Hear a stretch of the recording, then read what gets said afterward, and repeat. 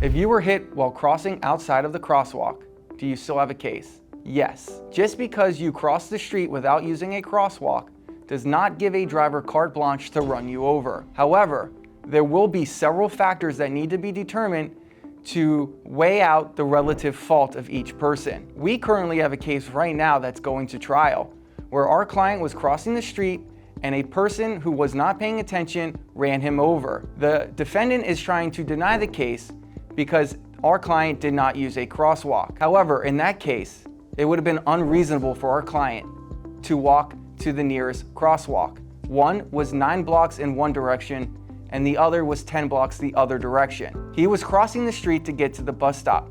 It's not reasonable to expect him to walk that far to cross the street at the nearest crosswalk. So he was justified in crossing the street, and the other car has no justification for running him over. So yes, you do have a case if you cross the street without using a crosswalk, but there are factors that need to be considered.